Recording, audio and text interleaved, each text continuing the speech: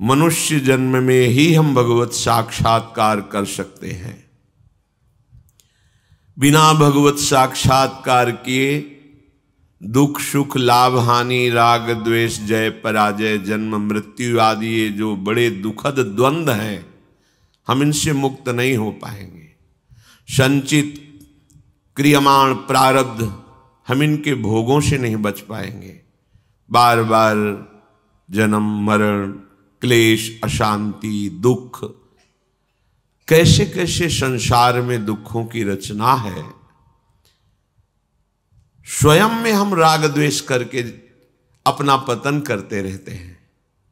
हमें आचरण सुधार कर आनंद में डूबना है, ये हम भूल जाते हैं और हम दूसरों की निंदा स्तुति करने में अपने साधन पक्ष में जो लगाने के लिए समय मिला है उसको नष्ट करते रहते हैं।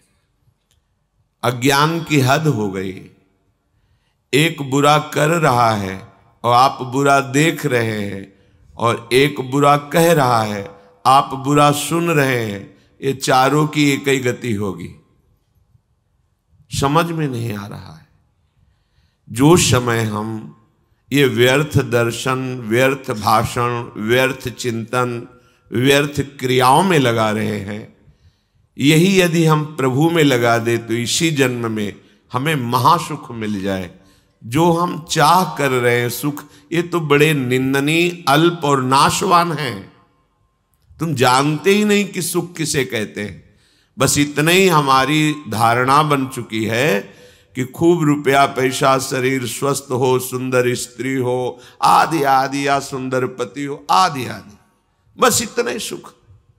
और भगवान इसे कह रहे हैं दुखालयम अशाश्वतम। तो तुम्हारा अनुभव तुम्हें गलत मार्ग में ले जा रहा है। बहुत जन्मों से यही हम सब भोग रहे हैं, कर रहे हैं, फिर भी विश्राम नहीं मिला।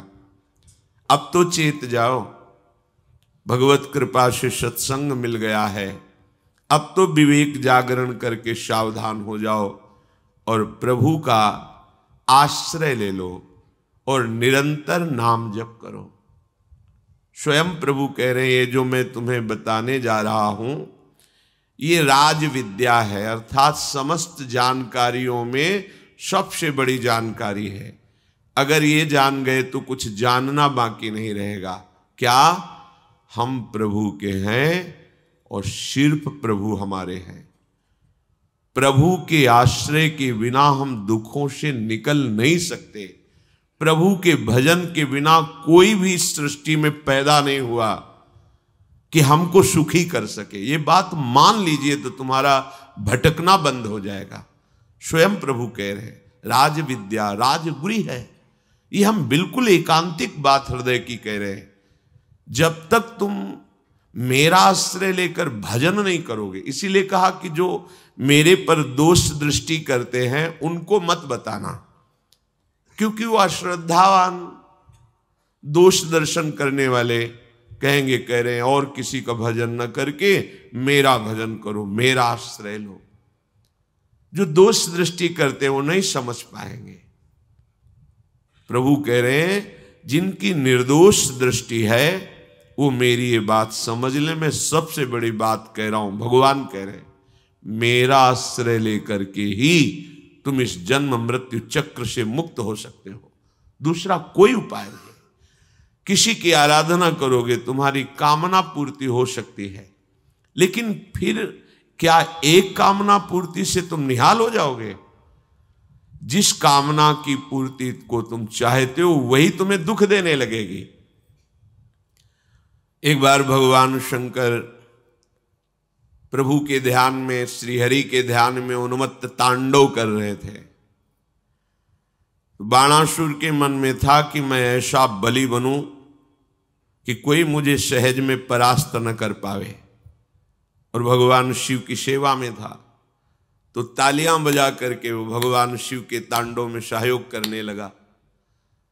भगवान शिव प्रसन्न हुए और अंतर की उसकी बात जानकर कहा जाओ तुम्हारे 1000 भुजाएं हो जाए, शास्त्रबाह हो जाओ, अपार बल तुम में जागृत हो जाए। ऐसा हो गया तो अब सुखी हो जाना चाहिए था ना। कामना थी ऐसी। अब तो जब अपार बल, भुजाओं में पीड़ा शुरू हुई, कोई योद्धा मिले, कामना से कामना की उत्पत्ति होती है। अब उस पीड़ा को मिटाने के लिए जिस पर्वत पर प्रहार करता चकनाचूर हो जाता। किसी को भी ललकारने में हिचकते नहीं, पर कोई सामने नहीं आता। भगवान शिव का वरदानी, वर प्राप्त किए हुए तो वैसे ही सब सर झुका देते थे कि जिस पर त्रिलोचन महादेव जी की कृपा दृष्टि, उसे कौन परास्त कर सकता है। आखिरकार सब जगह से घूमकर भगवान शिव के पास ही गए और कहा, हे गुरु, मेरी भुजाओं में ऐसी बल की खुजली प्रकट हो रही, कोई मिटा ही नहीं पा रहा है, तो आओ हम तुम दो दो हाथ करें, युद्ध करें। भगवान शिव हंस दिए, हम ही से बल प्राप्त करके हम ही को तुम ललकार रहे हो, तुम्हारी भुजाओं की खुजली मिटाने वाला आ रहा है, चिंता मत करो, न भुजाएं रहेंगी न खुजली रहेगी। भगवान द्वारिकाधीश ऐसी लीला रची, जो अनिरुद्ध जी और उषा जी का प्रसंग है, उसमें आकर के सुदर्शन चक्र से सब भगवान शिव ने ही चार भुजाओं की फिर रक्षा की। प्रभु अब छोड़ दीजिए। तो उनका, प्रभु मैं तो आपकी आज्ञा का पालन कर रहा हूं। तो बड़ी बड़ी दिव्य लीलाओं में देखने को मिला कि भगवान से भी यदि हमारी एक कामना की पूर्ति हो जाएगी तो हमें विश्राम थोड़ी मिल जाएगा। बहुत सी कामनाओं के जाल लगे हैं, एक बात पूर्ण कर लो, सब कुछ पूर्ण हो जाएगा। प्रभु से प्रभु का प्रेम मांग लो। तो भगवान प्रेमाधीन है। जब भगवान तुम्हारे अधीन हो गए तो अब तुम्हारी कोई कामना बाकी नहीं रहेगी। सही पूछो तो जिसे भगवदानंद की प्राप्ति हो जाती है, उसमें कामना का स्फुरण ही नहीं होता। जब तक ये कामनाएं हैं तब तक शांति नहीं है। जो अशांत है उसे सुख कहां मिल सकता है? अशांतस्य कुतः सुखम। भगवान का आश्रय लेकर भजन प्रार्थना मान लीजिए। कोई भी संत महात्मा, चमत्कार, दिव्यता ये तुम्हारे दुख को निवारण नहीं कर पाएगी। शब्द याद कर लो। हाँ, यदि संतों की बात मान लोगे तो दुख रहेगा नहीं, ये भी बात मान लो। ये कोई चमत्कार तुम्हारे दुखों को नहीं मिटा सकता। आप लोग समझते नहीं हैं। हमारे मन की कोई बात 1 मिनट की वर्तमान की बता दिया तो क्या होगा? हम 24 घंटे हम अपने मन की बात जानते हैं क्या हो। अगर तुम हमारे मन की 10-5 मिनट की बता दोगे तो क्या हमारा बन जाएगा? बात तो तब बननी है जब हमारे मन की चाल को तुम जानकर मन को भगवत चरणारविंद में समर्पित कर दो। अब इसमें चाह ही ना रह जाए। इसके लिए सब हाथ उठा देंगे और यही कहेंगे, हरि भजो, राम भजो, कृष्ण भजो। क्योंकि ये किसी चमत्कार से नहीं होता, ये केवल भजन से होता है। और जब तुम्हारा मन आनंद समुद्र प्रभु में लगेगा तो किसी कामना की चाह ही नहीं रह जाएगी। केवट करुणा में भगवान श्री राम के जब चरणों को प्रक्षालन कर रहा है, जे ही चरणों का स्पर्श हुआ, अति आनंद उमगी अनुरागा। अति आनंद, अनुराग का ऐसा उमगन प्रभु दे रहे हैं। तो प्रभु से कह रहा, अब कछुनाथ न चाहिए, आपसे भी नहीं चाहिए, मिल गया। अनंत जन्मों से जिस आनंद की खोज कर रहा था जगत में, समय नष्ट हुआ। हे जगदीश, आपके चरणों का स्पर्श हुआ, आज वो प्राप्त हो गया। अब कछुनाथ न चाहिए मोरे। एक ही बात तुम्हारे हृदय में बैठ जाए कि हमारे दुखों के छूटने का एकमात्र उपाय भगवान का स्मरण। भगवान व्यास देव जी कह रहे, हरि स्मृति सर्व विपद विमोक्षणम। कोई भी विपत्ति ऐसी नहीं है जो भगवान का स्मरण करने वाला जीत ना पाए विपत्ति को। विपत्ति उसे परास्त नहीं कर सकती। हर विपत्ति संपत्ति से बढ़कर सुख देने वाली बन जाएगी यदि आप हरि स्मरण करेंगे। और हरि को भूल गए तो हर संपत्ति भारी विपत्ति बन के तुम्हें दुख देगी। देख लो, महाभागवत शिव स्वरूप हनुमान जी महाराज कह रहे, कहा हनुमंत विपत्ति प्रभु सोई, जब तो सुमिरन भजन न होई। ये ज्ञानी नाम अग्रगण्यम है, बुद्धिमताम वरिष्ठम है, इनकी बात मान लो। ये गुरु स्वरूप हैं, भक्ति के दास भाव के आचार्य हैं। कह रहे हैं कि वही विपत्ति है, वही महान दुख में फंसा देने वाली बात है जब भगवान को भूल गए। जब भगवान की सेवा और सुमिरन नहीं होता तो कोई भी संपत्ति तुम्हें सुख प्रदान नहीं कर सकती। भगवद विमुख को यहां से लेकर ब्रह्मलोक तक कहीं सुख का अनुभव नहीं हो सकता, और भगवत स्मरण वाले को नरक में भी दुख नहीं हो सकता। इसीलिए आचार्य चरण कह रहे हैं, हरिवंश महाप्रभु, यत्र यत्र मम जन्म कर्म भीर नारके परमे पदे अथवा राधिकारत निकुंज मंडली तत्र तत्र हृदय में विराजताम। हे प्रियाजू, चाहे मुझे कर्म के अनुसार नरक में रखो, स्वर्ग में रखो, परम पद में रखो, इसकी मेरी मांग नहीं है। मेरी मांग है कि मधुर मधुर स्मृति आपकी होती रहे और आप अपने रास परिकर के सहित मेरे हृदय मंडल पर विराजमान रहे। अब चाहे नरक रखो चाहे परम पद, दोनों एक ही बात है। परम पद और नरक एक ही बात हो गई, क्योंकि प्रियाजू का स्मरण चल रहा है, प्रियाजू की रूप माधुरी बसी हुई है। आज तक कहीं कोई ऐसा प्रमाण नहीं मिला कि भगवद विमुख सुखी हो गया हो, कहीं नहीं प्रमाण मिला। हम जो भोगों की तरफ लालायित होते हैं, हमारे तो माने हुए बहुत छोटे भोग हैं। इतिहास में जब पढ़ के देखते हैं कि चक्रवर्ती सम्राट और जिनकी सैया पर उर्वशी जी विराजमान है, उनको भी तृप्ति नहीं हुई, पागल होकर विषयों की तरफ भागते रहे और हा खाए। देखो पढ़ करके शास्त्रों को कि हाय मैं लुट गया, धिक्कार है मेरे जीवन को, मैं कहां फंस गया। वो बोल रहे हैं, वो उर्वशी जी जिनको देखकर ऋषि मुनियों के मन विचलित हो जाते हैं, उनके लिए पूर्वा जी कह रहे, हा मैं ठगा गया, मेरा जीवन व्यर्थ चला गया, मैं व्यर्थ में अपने को सम्राट मानता रहा, मैं तो विषयों का घृणित दास रहा।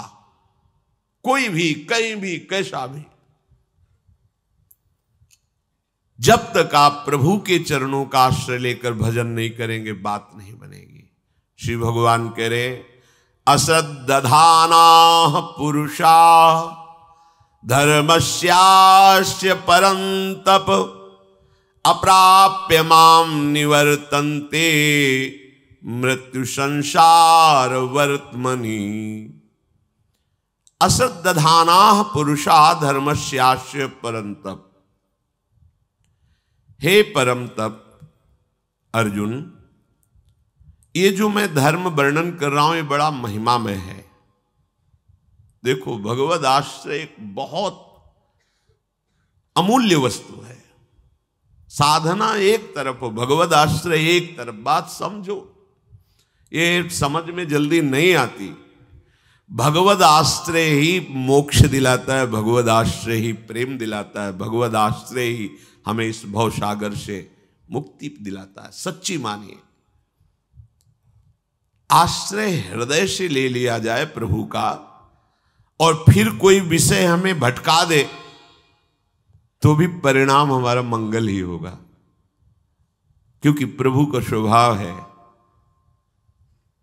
विमुख भय निमिषो न अकृपा, जब चितये तब वैसे। बड़ी ये बात जो सूरदास जी महाराज के पद में है, ये हृदय को लूट लेने वाली बात है। प्रभु का आश्रय लिया और कुछ समय भजन किया, फिर विमुख हो गए, तो ऐसा नहीं कि प्रभु अकृपा कर देंगे। जब लौट के देखोगे तो वैसे ही उनका प्यार दुलार मिलेगा, वैसे उनकी बाह आपका आलिंगन करने के लिए फैलाए। आ जाओ तुम मेरे हो। विमुख भये निमिषो न अकृपा, जब चित है तब वैसे। कई बार बताया, ये विश्वास के लिए कहते हैं कि इस धर्म की परम महिमा है। जगन्नाथ जी के श्रीअंग सेवा में कुशंग से वैश्यागामी हो गए। अंग सेवियों ने संगोष्ठी की और उनसे कहा श्रीअंग की सेवा या वैश्या का संग, दो में एक निश्चय करो, दोनों साथ नहीं चलेंगे। तो उन्होंने श्रीअंग की सेवा छोड़ दी, श्री जगन्नाथ भगवान के और वैश्या का संग। ये विषय बड़ा बलवान है। ये बड़े बड़े विद्वानों की इंद्रियों में भी अपना प्रभाव दिखा देता है विषय। बलवान इंद्रिय ग्रामो विद्वानम अपि कर्षति। जब उनका अंतिम समय आया तब जगन्नाथ जी भगवान ने वैसे ही कृपा की जैसे अपने निज अंग सेवी पार्षदों पर करते हैं, और अपने पार्षदों को आदेश किया कि उनकी अंत्येष्टि क्रिया भी वैसे ही करो जैसे हमारे अंग सेवियों के विधान में होती है। तो उन्होंने कहा प्रभु इन्होंने तो आपको छोड़ दिया था और वैश्या को स्वीकार किया था। उनका उसका स्वभाव है, मेरा स्वभाव नहीं है। एक बार जो मेरा आश्रय ले लेता है मैं उसे कभी छोड़ता नहीं। इस धर्म की बड़ी महिमा है, ये परम महिमा है। साधन करोगे तो एक नौकरी जैसा है, आप जितना साधन करोगे उतना आपको फल मिलेगा। लेकिन भगवद आश्रय होकर नाम जप करोगे, ये नौकरी नहीं है, ये घर की बात है। ये घर की बात, ये मेरा निज अंग सेवी है, भटक गया तो भी परिणाम वही दो जो मेरे अंग सेवी का होता है। ऐसा हमारे प्रभु का स्वभाव है। उमा राम स्वभाव जेहि जाना, ताई भजन तज भावना ना। ये ऐसा परम धर्म है, कोई भी इस धर्म में चलने वाले को परास्त नहीं कर सकता। ये बात ध्यान से समझ लीजिए। जैसे कोई बहुत बड़ा तांत्रिक है और वो भूतों को वश में करने वाला है और तुम्हारे ऊपर भूत लगा दे, तंत्र के द्वारा मारण मूठ या कोई शाप या किसी तरह का अमंगल, ध्यान दीजिए, ये इस धर्म की बड़ी महिमा है। यदि आप भगवद आश्रित हैं, नाम जप कर रहे हैं, तो ना माया का कपट चलेगा, ना किसी का तंत्र तुम्हारे ऊपर चलेगा, ना किसी का कोई मारण मंत्र चलेगा, ना कोई भूतावेश तुम पर आविष्टित कर सकता है, ना किसी भी तरह की कोई विष आदि की। यदि आप सच्चे हृदय से भगवान की शरण में हो तो तुम्हारे ऊपर विष का भी प्रभाव खवाया जाएगा, विष वो हो जाएगा स्वास्थ्यवर्धक अमृत। गरल सुधा, गोस्वामी जी कह रहे, रिपु करहि मिताई, गोपद सिंधु अनल शीतलाई। जो भगवान का आश्रित जन होता है उसको विष भी अमृत हो जाता है। अगर उससे दुश्मनी करेगा ना कोई और उसका बुरा चाहेगा, वो जितना कुप्रचार करेगा, निंदा करेगा, उतने उसका यश बढ़ेगा। अगर वो आग लगा देगा तो उसके शरीर में चंदन से भी बढ़कर शीतलता का काम आग करेगी। जो भगवद आश्रित है। श्री हरिराम व्यास जी ने भी प्यारी जू के चरणों के आश्रित जनों को पुष्ट करने के लिए बताया कि राधा प्यारी के चरणारविंद शीतल सुखदाई, कोटि चंद मंद करत नख विद जुन्हाई। श्री राधा प्यारी के चरणारविंद शीतल सुखदाई। शाप ताप रोग शोक दारुण दुखारी, लाल इष्ट दुष्ट दलन कुंज भवन चारी। हमारी गोरी भोरी प्रियाजू के गोरे चरणारविंद का जिसने आश्रय ले लिया है, शरणागति ले ली है और राधा राधा नाम जप करता है, तो किसी भी ऋषि का साप उस पर लागू नहीं होगा। हरिराम व्यास जी कह रहे ये विशाखा सखी के अवतार है। कह रहे शाप कोई लागू नहीं होगा उसके ऊपर। ताप दैविक भौतिक ताप उसका स्पर्श नहीं कर सकता। कोई भी पाप उसे अपने अधीन नहीं कर सकता। किसी का भी तंत्र मंत्र उसके ऊपर लागू नहीं हो सकता, क्योंकि ये चरणारविंद लालजू के भी इष्ट है और ये चरणारविंद दुष्टों की दुष्टता का दलन करने वाले और हृदय में प्रेम प्रकाशित करने वाले हैं। कोई भी भयानक से भयानक रोग तुम्हारे शरीर पर हो सकता है, पर वो तुम्हें अधीन नहीं कर पाएगा। शाप, ताप, रोग, शोक, बड़ी से बड़ी हानि होने पर भी तुम्हें शोक स्पर्श नहीं करेगा, प्यारी जू के चरणों का जिसने आश्रय ले लिया है। यह ऐसा परम धर्म है कि इसके आश्रित को कोई भी तंत्र मंत्र, मूठ मारण, भूत प्रेत, पिशाच पिशाचनी कोई भी नहीं स्पर्श नहीं कर सकता। ध्यान रखना।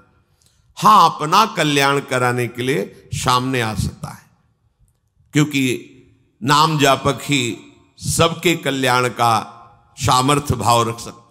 जो निरंतर नाम जप करता है उसमें सब सामर्थ्य आ जाती है।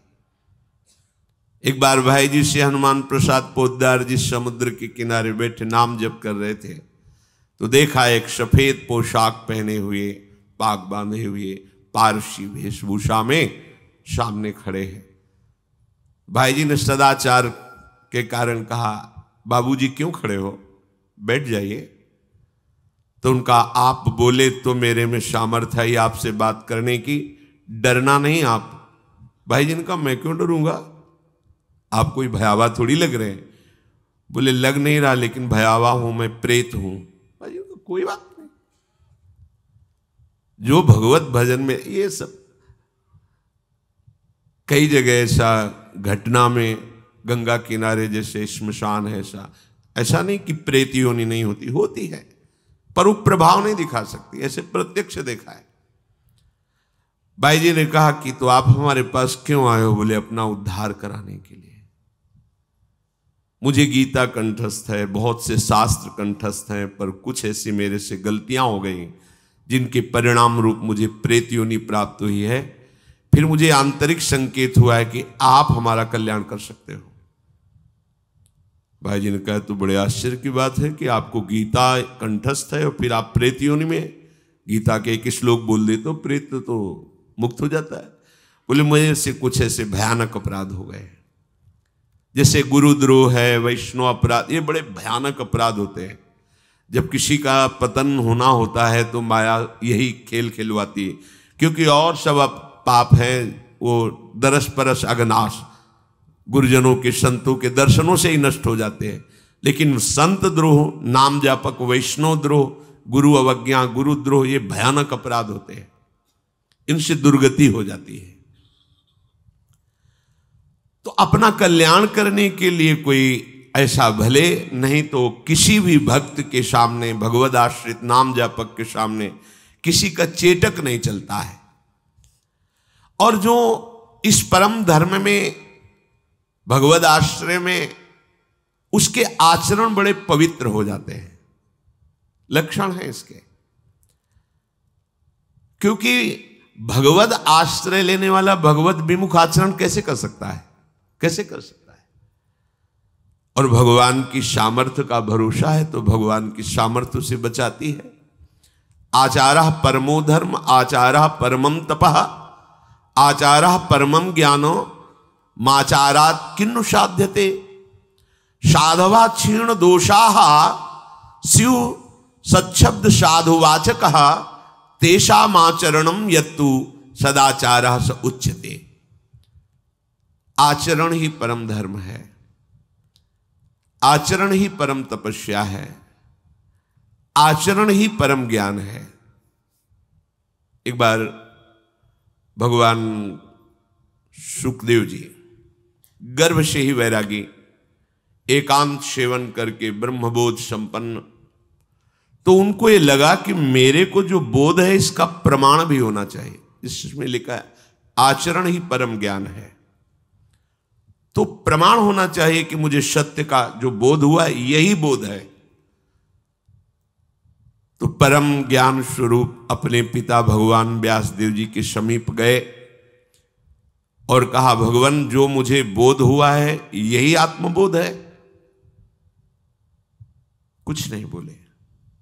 जैसे गरुण जी महाराज भगवान शंकर के पास गए, अपनी समस्या बताई कि मुझे संशय हो गया है भगवान में, तो भगवान शिव ज्ञान समुद्र एक क्षण में निवारण कर सकते थे, पर कहा कि हे उमा, भगवत कृपा से मैंने अंदर की बात उनकी जान ली। कीन होश कबहूं अभिमाना, सुख हो वंचा कृपा निधाना। तो अगर हम उत्तर दे देंगे तो वो उस पर प्रहार नहीं होगा, अभिमान पर। अभिमान इसका नष्ट होगा जब काकभूषुंड जी के पास जाएंगे, क्योंकि पक्षियों के महान राजा भगवान के निकट निवासी वाहन, ये जब वहां नीचे जाके बैठेंगे तो अभिमान नष्ट हो जाएगा, तब बात समझ में आएगी। ऐसी भगवान व्यासदेव जी ने कि जब तक पूर्ण गुरु भाव ना हो तब तक जो उपदेश किया जाता है वो ज्यादा रंग नहीं लाता, और जब ये भाव हो जाता है मेरे सदगुरुदेव भगवान हैं, तो उनकी हर बात पर हमारी निष्ठा होती है। इसलिए भगवान व्यासदेव जी उत्तर दे सकते थे, पर उन्होंने कहा विदेहराज जनक जी के पास तुम जाइए, इसका सम्यक बोध किए हुए महापुरुष हैं और वही प्रमाण देंगे। तो जो इसमें लिखा है ज्ञान माचरात, आचरण ही ज्ञान का प्रतीक है। जब श्री सुखदेव जी महाराज जनक जी के पास गए, वो तो त्रिकालज्ञ बोध संपन्न महापुरुष विदेहराज कहे ही जाते हैं, ज्ञानियों में शिरोमणि हैं। सूचना पहुंची कि परमहंस दिगंबर वेश और स्वरूपानंद में छके हुए आपके द्वार पर खड़े हुए हैं सुखदेव जी महाराज, वो आपसे मिलना चाहते हैं। उन्होंने कहा कोई उत्तर मत दो और अंदर प्रवेश मत होने दो, आचरण ही ज्ञान है। 1 दिन 2 दिन 7 दिन हो गए, कोई उत्तर नहीं। और रोज पूछते कि उनके मुखारविंद पर कोई किसी तरह का परिवर्तन? बोले भगवान कोई परिवर्तन नहीं, जैसे आए थे वैसे ही खड़े हैं। नहीं तो हो सकता है ना 1 दिन हो गए 2, ये क्या तरीका है? कुछ तो बोलो ना, हां बोलो या ना बोलो, कुछ हलचल तो होनी चाहिए ना अंदर। कोई हलचल नहीं, 7 दिन 7 रात्रि वैसे ही खड़े। ठीक है, अंदर ले लो, महल में ले जाओ, और नवीन नवीन युवतियों से कहो कि इनकी सर्वांग सेवा करें। आदेश हुआ जनक। 9 युवतियां वैसे ही दिगंबर रहते थे, स्नान करा रही हैं, उपटन लगा रही हैं, सब सेवाएं। रोज की रोज सूचना। मुखाकृति पर कोई फर्क? बोले भगवान कोई फर्क नहीं। रात दिन 9 युवतियां सेवा कर रही, कोई फर्क नहीं। 7 दिन 7 रात्रि वहां व्यतीत हुई, कोई फर्क नहीं। अब लाओ। सामने आए तो उनका हे मुनिवर, आपको जो बोध हुआ है वही आत्मबोध है। कोई प्रश्न उत्तर नहीं, आचरण ही प्रमाणित कर दिए कि तुम्हें बोध हो चुका है। क्योंकि जो स्वात्माराम पुरुष हैं वो कभी मान अपमान और विषय मृग तृष्णा में भ्रमित नहीं होते। नहीं, स्वात्मारामम विषय मृग तृष्णाम भ्रमयति। तुम्हारा आचरण ही बता देगा तुम्हारी स्थिति क्या है। इसलिए जो भगवद आश्रित होते हैं उनके सारे दोष भजन से नष्ट हो जाते हैं। आचरण उनके परम पवित्र और प्रमाणित होते हैं, शास्त्र प्रमाणित होते हैं। सदाचार, विनम्रता, पवित्रता, ये तो साधु के स्वभाव में होता है, भगवद आश्रित के स्वभाव में होता है। यदि वो साधु वेश रखे है और आचरणहीन है तो ये पाखंड है। आचारहीनम न पुनंति वेदा यद्यपि धीता सा सट विरंगई छंदास्येनम मृत्यु काले त्यजंती नीडम शकुंता इव जात पक्षाहा।